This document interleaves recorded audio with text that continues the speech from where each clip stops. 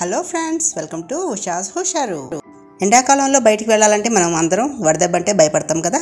అలా వడదెబ్బ తగలకుండా ఒక స్పెషల్ డ్రింక్ ఇక్కడ నేను తయారు చేయబోతున్నాను. దానికి కావాల్సిన ఇంగ్రీడియంట్స్ చూసేద్దామా. కొత్తిమీర, పుదీనా, కరివేపాకు, పచ్చిమిర్చి, అల్లం, మన క్యూమిన్ అంటే జీలకర్ర పొడి కూడా వేసుకోవచ్చండి, జీలకర్ర కూడా వేసుకోవచ్చు. మెయిన్ ఇంగ్రీడియంట్ ఇక్కడ బూడిద గుమ్మడి. ఆయుర్వేదం ప్రకారం గుమ్మడి ఒక సూపర్ ఫుడ్ అండి. ఇందులో చాలా బెనిఫిట్స్ ఉన్నాయి. బూడిద గుమ్మడిలో క్యాలరీలు తక్కువ, నీటి శాతం ఎక్కువ ఉండటం వల్ల మనం కొంచెం తిన్నా కూడా మనకి కడుపు నిండినట్టుగా ఉండి మనం బరువు తగ్గడానికి బాగా ఉపయోగపడుతుంది. అట్లాగే బూడిద గుమ్మడి వల్ల మన హెయిర్కి, స్కిన్కి కూడా చాలా ప్రయోజనాలు ఉంటాయంటారు.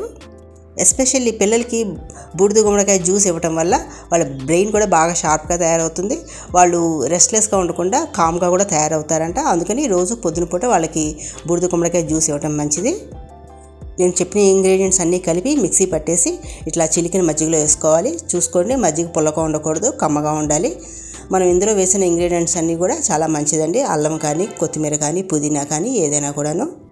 ఈ ఎండాకాలం పిల్లలు, పెద్దలు అందరూ కూడా ఈ మజ్జిగ రోజు తాగేటట్టుగా చూసుకోవాలి.